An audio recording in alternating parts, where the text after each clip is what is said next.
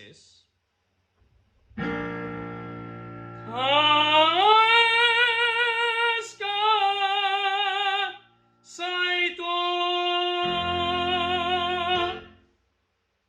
You choose. Hello, good morning, ladies and gentlemen, boys and girls, Technica Antica. And first of all, apologies for the delay in this video, but last night I recorded it all, and whilst I was editing it and I watched it, I was not happy with the result. I was very tired, and it was way too long and heavy and full of dates and no practicality. So today, here we go again. I'll try to be as brief as possible, which will be impossible, but I'll do my best. So first of all, again, apologies for the sort of shortage of videos lately, but I've gone through some personal issues, and now little by little I'm getting back. Second, and not less important, I would like to thank Fulvio Massa, who is an amazing teacher, singer, and above all, person. Una bravissima persona, carissima. And I would like to thank you for all the conversations we've had, not lately, for a long time now, which basically have clarified already what was already clear to me, and it has been helping me amazingly with my teaching. So thank you, Fulvio. Grazie mille, carissimo. Come stai? I should be right now, or I should have been in Bologna with him and Carlo Colombara, but unfortunately I couldn't make it. I will go. I might record this video also in Italian and perhaps in Spanish, but I have yet to figure out.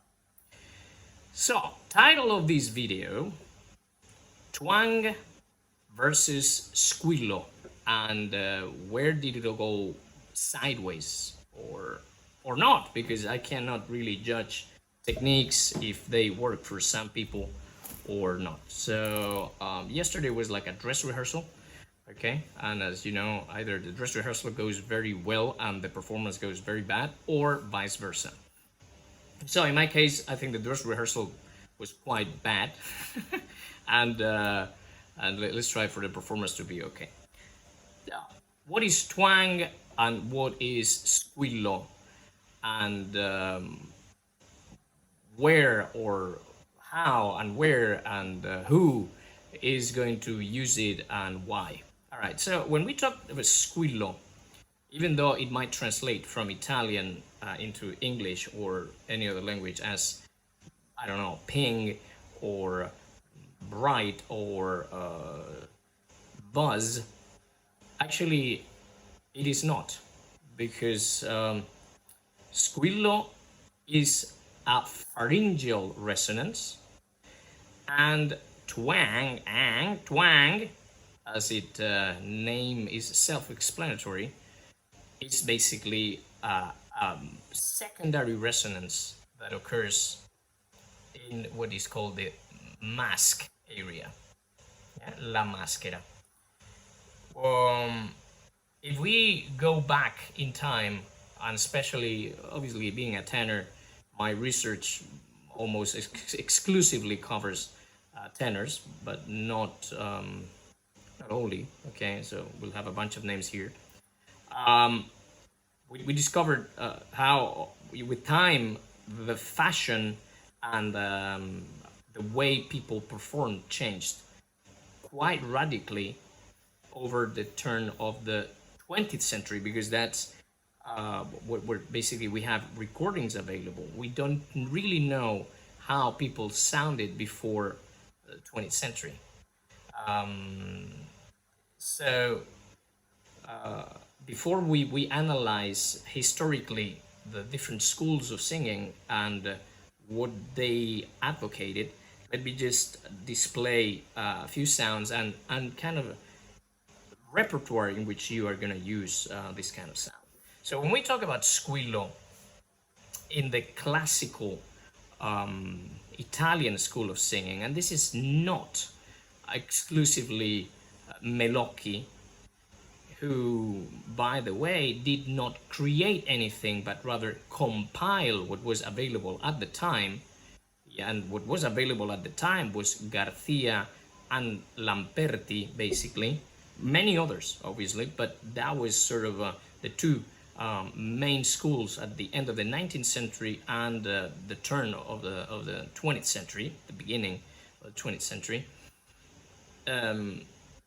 Basically, Melocchi complied, it made a compilation of these methodologies, these schools. And when I demonstrate, it's not that I'm using Melocchi's method or a fondo method. It's actually what it was considered to be right at the time. If we take, for example, a note such as G, right? We're not going to talk about passaggios or anything. And we go with twang, okay? We're going to find that this scale, known by everybody, if I use twang, I'm going to use a very open sound. My larynx is going to be actually neutral, in a way. And I'm going to support my voice on a resonance. The result will be something like this. La. Look at my larynx. La. That's twang. Okay? This is squillo. La.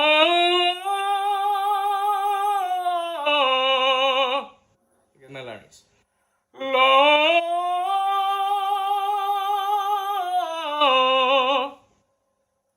Now, is twang sort of a disaster, catastrophic? I don't think so. I don't think so. However, my humble opinion is that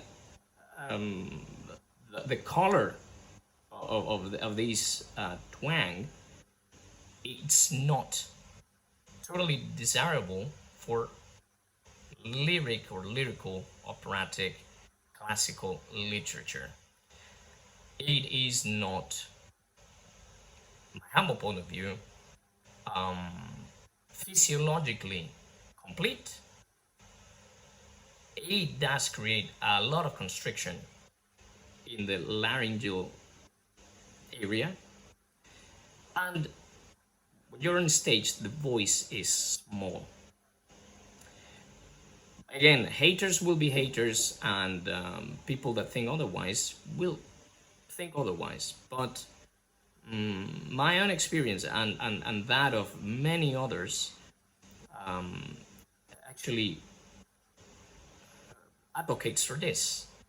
What am I doing when I basically use the second, right, the second way of performing this scale? Well, my larynx tilts or lowers. It doesn't matter. They used to say it lowers because obviously, as you see, my Adam's apple descends, and while it descends, immediately the most important muscles and ligaments of the larynx start to work synergically, which means the cricothyroid that is responsible for stretching the vocal folds is going to perform its action, and then the arytenoid, the arytenoid complex, because it's not only muscles, but ligaments and tendons and so on and so forth, they are going to be responsible for my vocal folds to vibrate.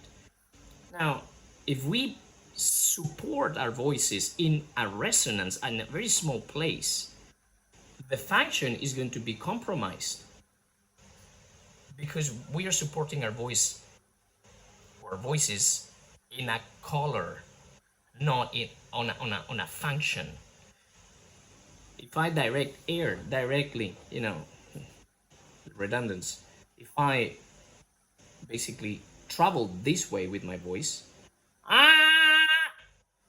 like Pari de Venturi used to say, that voice is not supported. I'm just going this way. And even though I might squeeze my abdominal wall or think about diaphragms, standing and pushing down, this voice is not supported.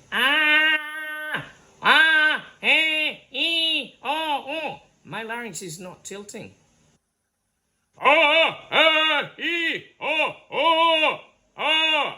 That is supported.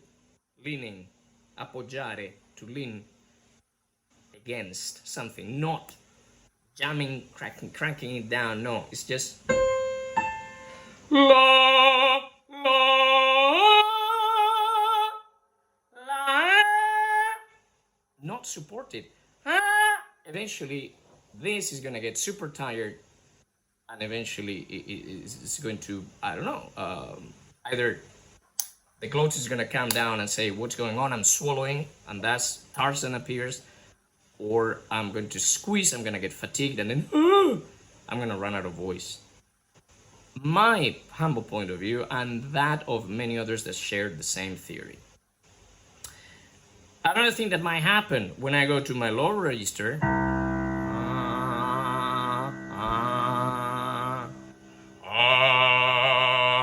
that's a C2, but my register, or my range doesn't stop there.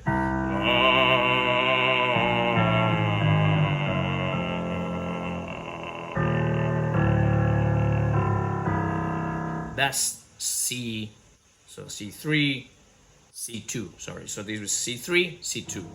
And then from here,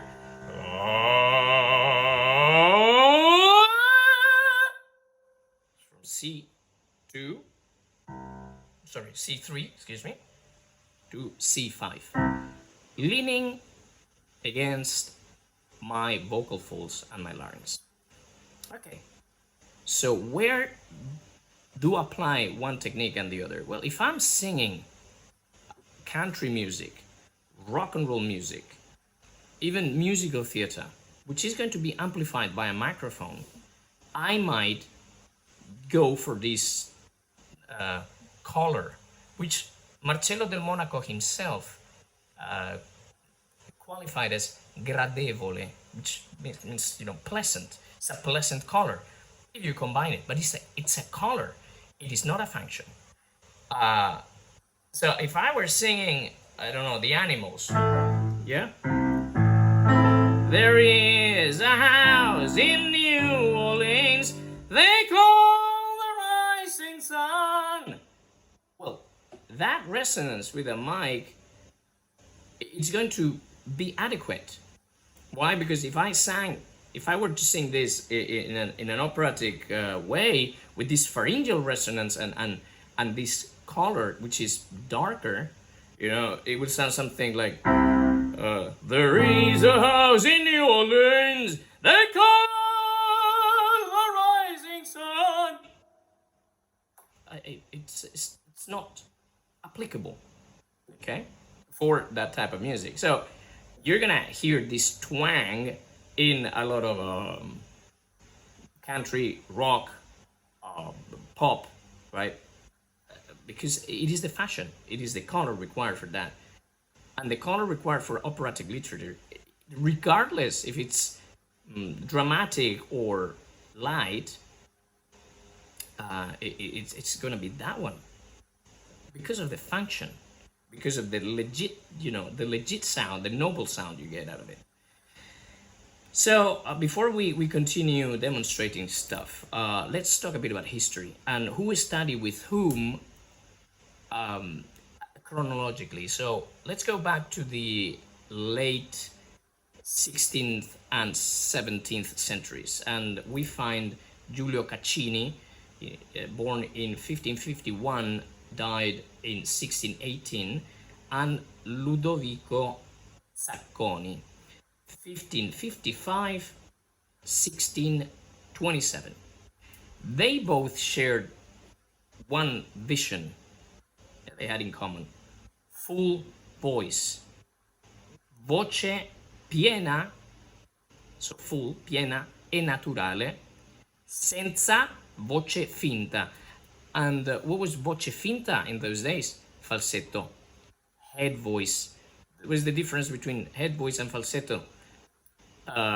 In falsetto, you have a hiatus in the vocal folds, and you're vibrating only with actually the mucosa, not even with the actual vocal fold, which basically makes the adduction minimal. Head voice has fuller mass, okay, and less adduction. And then full voice is full adduction and full mass. So we have this note, for example, again, let's go to this G, A flat, I don't care. You can figure out for yourself depending on your voice type. So this would be a falsetto.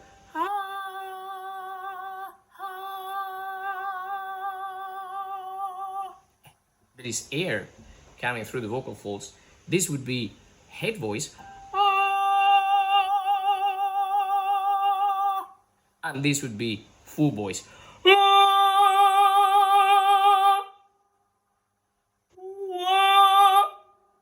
It can go from head to full voice, and there is no jump. If you support your voice in twang,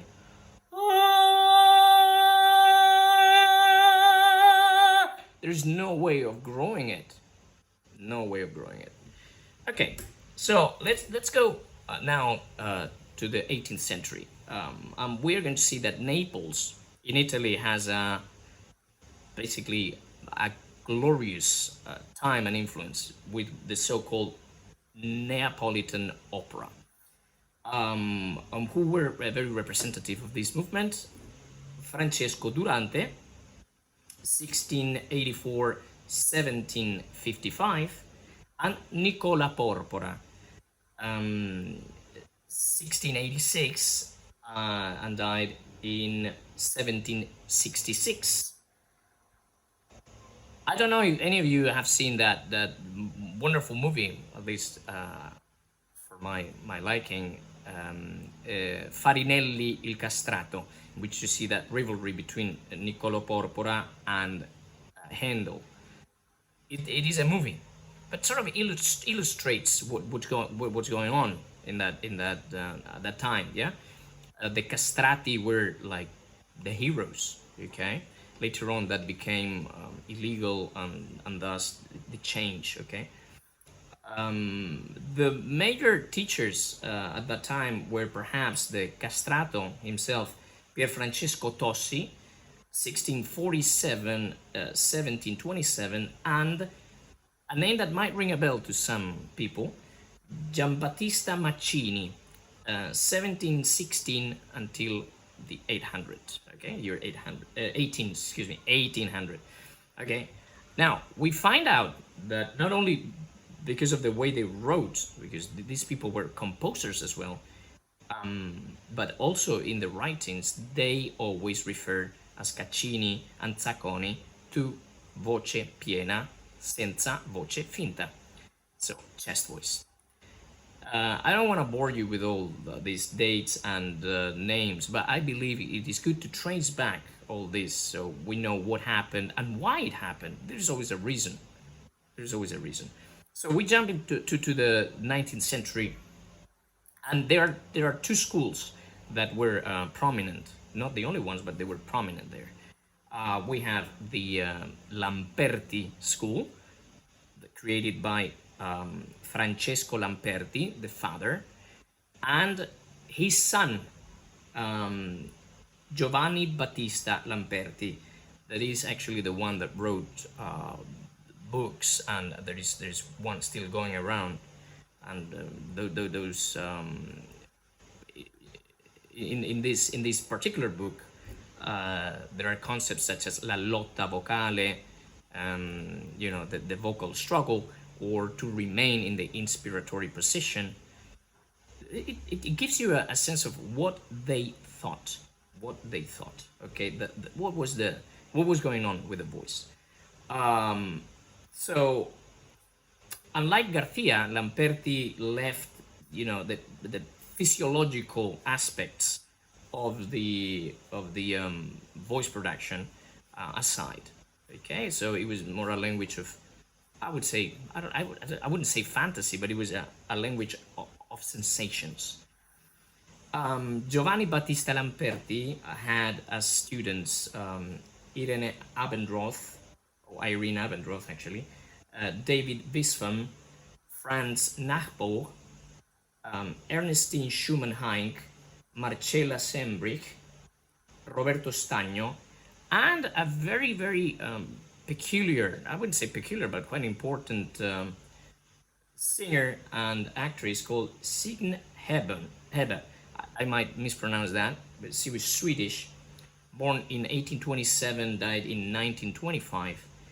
And she was a famous actress and opera singer that was against what was being taught at the Royal Swedish Royal Conservatory by Professor Julius Gunther. Once again, Lamperti was believed to follow the old tradition of Caccini, Zacconi, and later on Maccini and Tossi. Okay, so what we find in those books and the literature and what people think about it, or they have research about it, is that Lamperti, both father and son, which both themselves have a little bit of a rivalry, they followed the old ways of voice production. And that means pharyngeal production and control of the larynx, the movement of the larynx. And this is very, very evident with Garcia. Now, in the Garcia school, we have the one that wrote the books, the one that researched the voice from a scientific point of view, and we're talking about the invention of the laryngoscope in 1855, was Manuel Garcia II. Why? Because the father of this gentleman was Manuel del Populo Vicente Garcia, and he was one of the favorite Rossini tenors. So Rossini had a liking for him, and he was actually the creator of Il Conte di Almaviva in Il Barbiere di Siviglia. So Manuel del Populo Vicente Garcia, born in 1775, died in 1832, taught Manuel Garcia II, 1805-1906, and a long life. And obviously, he was not the only son that Manuel del Populo had, because his children were, among others, well, actually, all of them, I have them here. Maria Malibran, very famous, 1808, 1836. Pauline Viardot, which we'll talk about her in a little while, 1821, 1910. And of course, Manuel Garcia. Now, Manuel Garcia was sent to Naples to study under Giovanni Ansani, 1784, 1826. That was assumed he had studied himself under Niccolo Porpora. So we have a direct line. Now, when in 1855 he creates the laryngoscope, he basically understands that the coup de glotte, or coup de la glotte, which means the glottal stroke, yeah, that we have, we use it actually, at least James McRae taught us as a first exercise, that vocal, that the glottal stroke, that in basically in the middle register would be here, this is a C, this is a C4.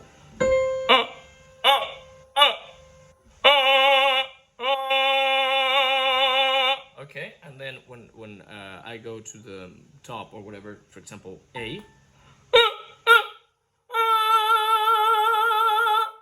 Okay, so basically what does this vocal glottal stroke, yeah, sets everything in motion. And this was the basis of the Garcia school of singing. There are other concepts such as the inner smile and breath control and whatnot, I have the manual sometime somewhere here. I can make a video on it if you will. Pauline Garcia Viardot was a prominent singing teacher in Paris, and she became so famous. She was a performer herself. Um, she became so famous as as to reach this degree of celebrity that even Wagner used to say to his singers, "Go to Viardot and learn how to sing Mozart, because then you will be able to sing my works." Well, that tells you a bit about what was going on and why the Garcia method, excuse me, spread through America, um, through, for example, people such as Anna Schun René, who was a student of Viardot for 18 years. So what happens on the bridge of the century? Well, this is where things start to go a bit, I would say, sideways. On one hand, we had the Garcia school and the Lamperti school influencing a certain, I would say, breed of singers, or these schools continue, but all of a sudden we have a movement in different parts of the world. I'm going to start with the United States, with America, basically, and we find that Henry Hulberg Curtis, who was a throat doctor at the Metropolitan Opera in New York, he was one of the main detractors of the Garcia school, and especially of the glottal stroke. And thus, this resulted in two major schools: the modern local school of singing and the no effort school of singing.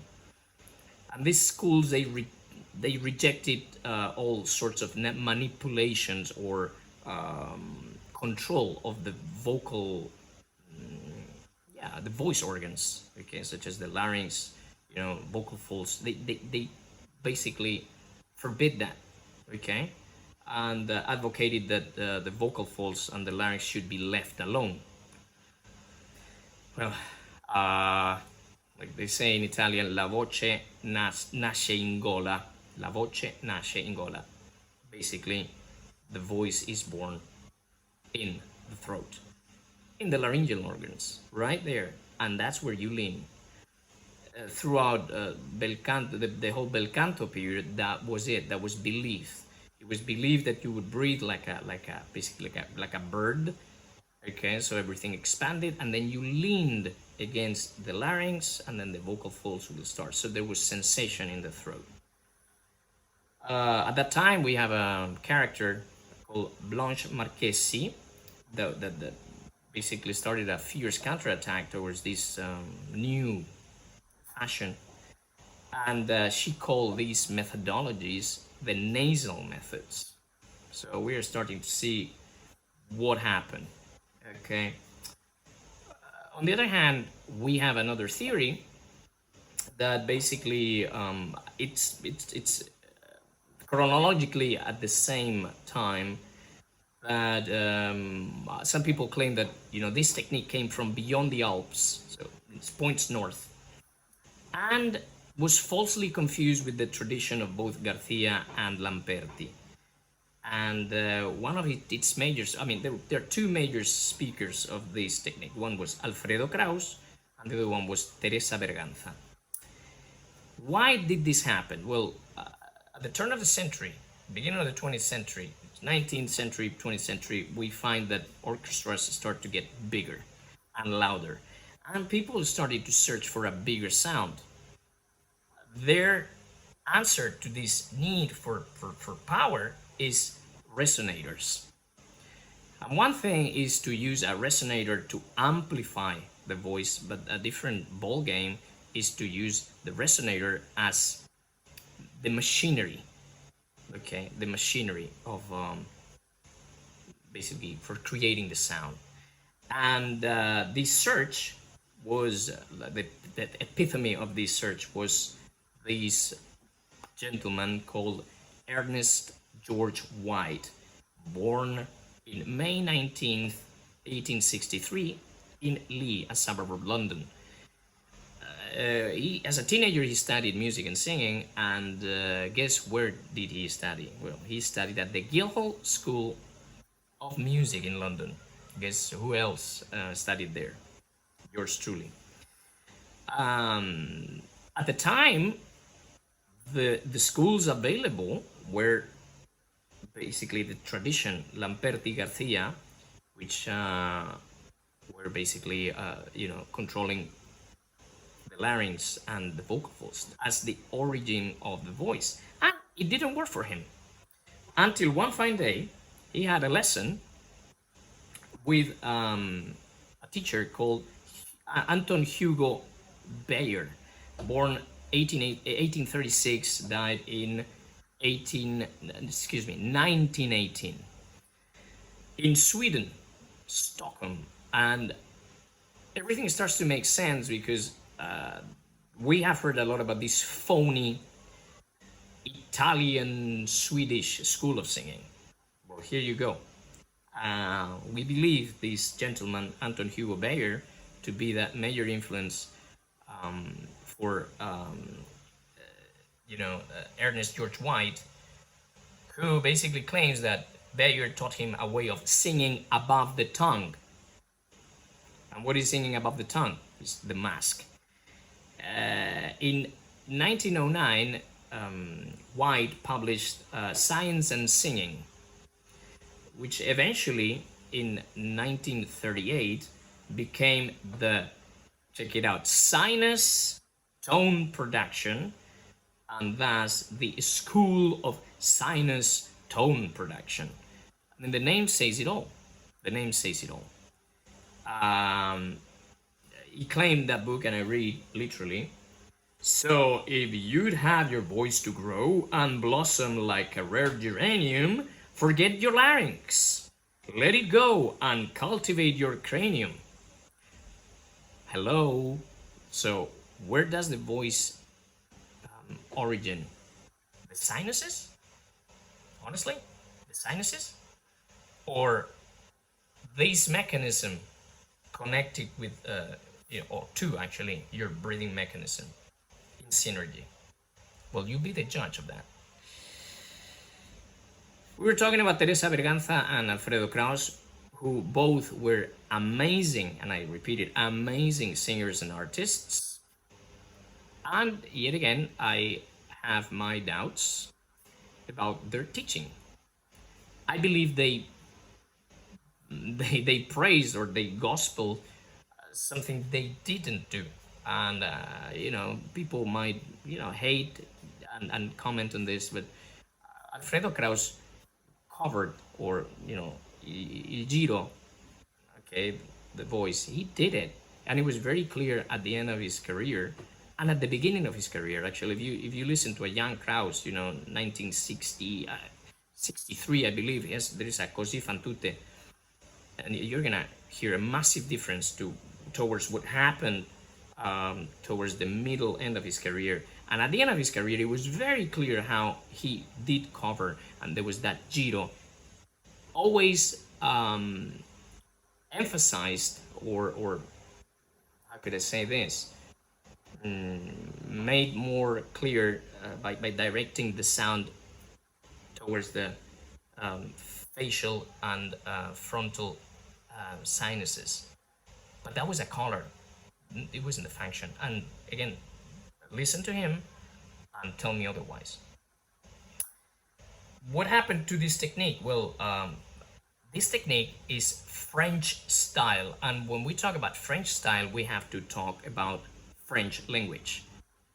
And actually today, funny enough, I was teaching somebody from Hong Kong, and he was nasalizing. He was nasalizing just by nature because of his language. And what I told my student is, okay, if this is a color, it's okay. If it is part of the vocal production as a function, you're gonna find problems. So French is a very nasal language. Du pain, du boursin, du vin, okay? And we could claim that, for example, the American sort of accent has a lot of twang in it. True story. But if you confuse that color with actually the function, the production, then your larynx is gonna go nuts. Humble opinion, and I believe it's shared by many others that have followed this traditional school of singing. What happened to this? But some people collide and shared the view that when you direct, the sound into the mask, that you trivialize the color of the voice and you reduce actually its volume. So searching for resonators to make the voice sound bigger was actually counterproductive. And I'm not gonna say names, but I believe you know who I'm talking about. Maybe not for Alfredo Kraus, maybe not, but for many others, true story. So a very flagrant case of this sort of confusion and misinterpretation was the case of Adolphe Nourri. And actually, I sort of advise you to get a book called A Tragedy of a Tenor, or The Tenor Tragedy, I believe, which is the sad life of Adolphe Nourri, a very famous French operatic tenor born in March 1802 and sadly and dramatically he died in 1839. He was a very famous tenor, as I said, that sang especially works by Rossini and Meyerbeer. So basically, Adolphe Nourri studied under Garcia, the father. And at that time, it was very, very, very usual to go to the top on what was so-called head voice or falsetto. But again, you have to add this element of nasality that French had. Okay, so you might find yourself that at that time, tenors would flip into this head voice, and we would find something like this. La, which is a head voice falsetto with nasal resonances. And that's a D flat. So Adolphe Nourri apparently could go in his prime to a high E, which is basically this note.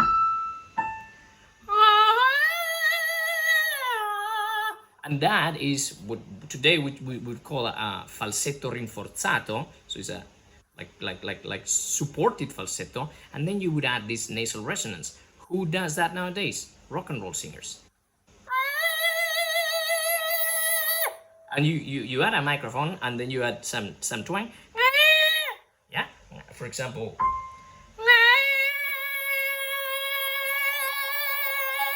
And then you got it. It's amplified by a mic, and it's okay. Orchestras at the time were not as loud. You could perform these sounds. I personally can't really do it, but some people can. All of a sudden, one night of November 22nd, 1836, he heard somebody that might ring a bell called Gilbert Dupré sing what is so-called the first do di petto, the first high C in chest voice, full voice, whatever you want to say, do de poitrine. And immediately, things changed for this gentleman, and he wanted to become the next Giovanni Battista Rubini, famous Bellini tenor. He went to Naples to study under Donizetti, Gaetano Donizetti, the composer, who was at the same time Dupré's friend. At the same time, he was basically commanded Donizetti's Poliuto, so he was to create the role of Poliuto, and as you may know, Poliuto was banned because of his Christian sort of content. Okay, it was quite controversial at the time. So with all these in mind, on the 8th, March the 8th, 1839, he committed suicide by jumping out of a window from the Hotel Barbaya. I mean, it was not only because of his mental condition, but because he felt betrayed, but also because he had some sort of a liver disease, which today we don't really know what exactly was it. But his wife, when he came to see him, he was very surprised to see him so thin, in such a state, both physically and mentally. Well, then you might ask, who was this Gilbert Louis Dupré, born in 1806, died in September 23rd, 1896? Well, again, not only was he the first tenor to sing an A in so-called full voice and eventually a C in William Tell in full voice, but also was the creator of Edgardo in Lucia di Lammermoor by Donizetti. That's the friendship. But he created quite a few roles. And who did he study with? Well, he studied under Alexandre Etienne Choron. So basically, we have that French influence, but because of Donizetti's influence as well, then we have this Italianate way of singing that led Nourri to his death. What can we say about Choron? Well, he was very influential, and he directed the Paris Opera. He was a musicologist. Again, he published I don't know, several works. He directed and founded the Institution Royale de Musique Classique et Religieuse, and trained Gilbert Dupré and Rosine Stoltz, as well as Rachel Feli. Okay, so this is the sad story of Nourri, and this is the point of inflection. What happened to Nourri? What was he trying to do with Donizetti? He was actually trying to get rid of his nasality. And when he tried to get rid of his nasality, because it was directly connected to his head voice,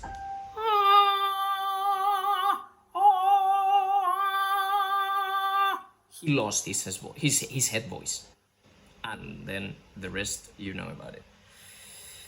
Okay, so now we jump. It's getting too long. I don't know if I'm gonna have to cut it, but if I can edit this, it's all for you. So let's talk about the person or the tenor you might all think about or might be thinking about, and you are gonna be wrong, because first, before jumping into that tenor, we're gonna talk about another tenor called Francesco Tamagno. So who was Francesco Tamagno? Born December 28th, 1850, died August 31st, pretty soon, 1905. Well, Tamagno is considered to be the first tenore robusto or tenore di forza, and he's very famous for creating the role of Otello in Verdi's opera Otello that premiered in Milano in 1887. But he also was the first Gabriele Adorno in the revision of Simone Boccanegra by Verdi in 1881. Along with that, he created five more roles. Carlos Gomez, Maria Tudor, Amilcare Ponchielli, Il Figliuol Prodigo, and Marion Delorme, 1885, and Ruggero Leoncavallo's I Medici, as well as Isidore de Lara's Messalline, okay, in 1899. Who did Tamagno study with? Well, he studied under Carlo Pedrotti. What do we know about Carlo Pedrotti? He was an associate of Verdi. He was a composer. So did Tamagno follow the tradition of the old Italian school of singing, or did he become sort of a belter?